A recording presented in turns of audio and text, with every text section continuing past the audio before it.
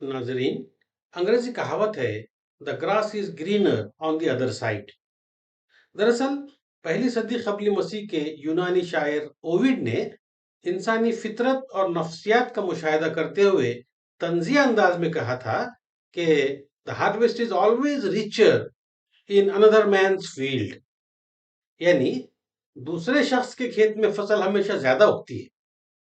शायद इसे जहन में रखते हुए 1924 में रेमंड ईगान और रिचर्ड विटिंग ने गीत लिखा था, the grass is always greener in other fellows yard. यहां से होते हुए ये कहावत मौजूदा सूरत हाल में यूं हुई कि the grass is always greener on the other side of the fence. मगरबी ममालिक में उमूमन लोगों के घरों में लाउंस होते हैं। कुछ लोगों को यूं महसूस होता है कि अच्छी देखभाल और मेहनत के बावजूद उनकी घास के मुकाबले में बाउंड्री वॉल या फेंस की दूसरी तरफ पड़ोसी के लॉन्स की घास हमेशा ज्यादा हरी, तरोताजा और बेहतर होती है। ये दरअसल अलामती इजहार है इंसानी सोच, नफ्सियात और रवैये का। क्योंकि अक्सर लोगों को दूसरों या पड़ोसियों की न सिर्फ घास अच्छी लगती है बल्कि दूसरों की हर चीज अच्छी लगती है। उनका घर, उनका करियर, उनका बिजनेस, उनकी गाड़ी, उनके बच्चे, उनका तर्ज जिंदगी, उनके रिश्तेदार, गरज दूसरों की हर चीज ज्यादा पसंदीदा, ज्यादा खुशहाल, ज्यादा पुरकशिश और एडवेंचरस लगती है। दूसरा हर कोई लकी है, अनलक्की और महरूम हैं तो सिर्फ हम। लेकिन ये बात इंसानी सोच या परसेप्शन की एक गलती है, क्योंकि the grass is not always greener on the other side. किसी की भी जिंदगी सिर्फ फूलों की सेज नहीं होती। कोई भी सूरत हाल मुकम्मल परफेक्ट नहीं होती। बखुल निदा फाजली, कभी किसी को मुकम्मल जहां नहीं मिलता, कहीं जमीन तो कहीं आसमां नहीं मिलता। हर करियर, हर रिश्ते के अपने मसाइल और पेचीदगियां होती हैं जो हमें नजर नहीं आती, क्योंकि हमारा मुशाहिदा हमेशा यकरुखा होता है। हाल ही में हुई अनंत अंबानी की प्री वेडिंग तकरीबात सारी दुनिया में चर्चा का मौजू बनी रही।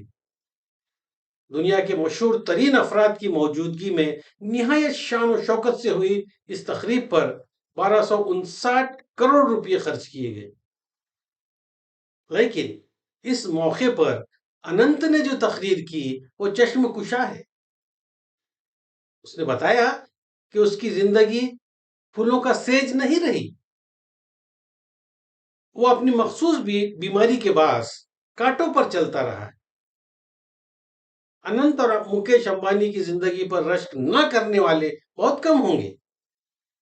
लेकिन इस तकरीर के दौरान दुनिया के अमीर तरीन ताजिर बाप की आंखों में नजर आने वाले बेबसी के आंसू उन लोगों के लिए एक सबक है जो ये महसूस करते हैं कि the grass is always greener on the other side.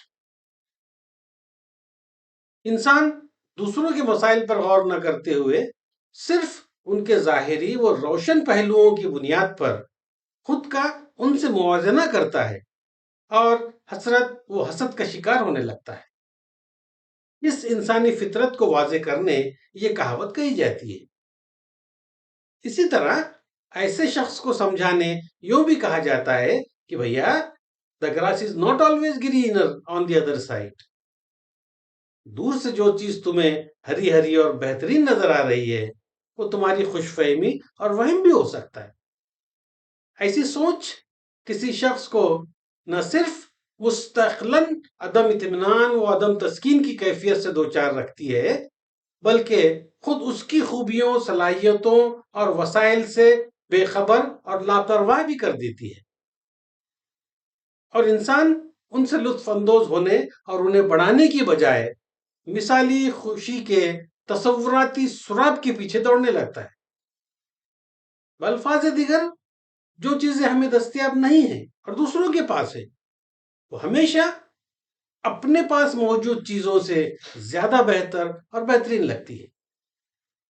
ऐसी सोच समाज में मुकाबलाजाती اور مسابقتی کلچر کو فروغ دیتی ہے اور صارفیت کو بڑھاوا دیتی ہے۔ یہ کہاوت اس بات کی یاد دہانی کرتی ہے کہ دوسروں کے بارے میں ہمارا تصور نامکمل اور آئیڈیلائزڈ ہو سکتا ہے، جبکہ ہمیں حاصل چیزیں بھی اچھی ہو سکتی ہے، ان میں بھی ترقی اور بہتری کے امکانات پوشیدہ ہو سکتے ہیں۔ آج کے دور میں سوشل میڈیا بھی اس غلط فہمی کو بڑھانے کا ذمہ دار ہے کہ the grass is greener on the other side of the field،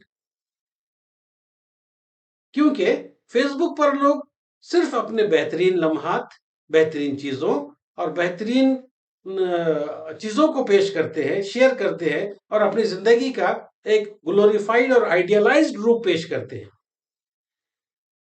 جس سے خود کی حالت کا موازنہ کر کے اکثر لوگ اداس اور احساس محرومی کا شکار ہو جاتے ہیں، اور یہ سوچنے لگتے ہیں کہ the grass is greener on the other side۔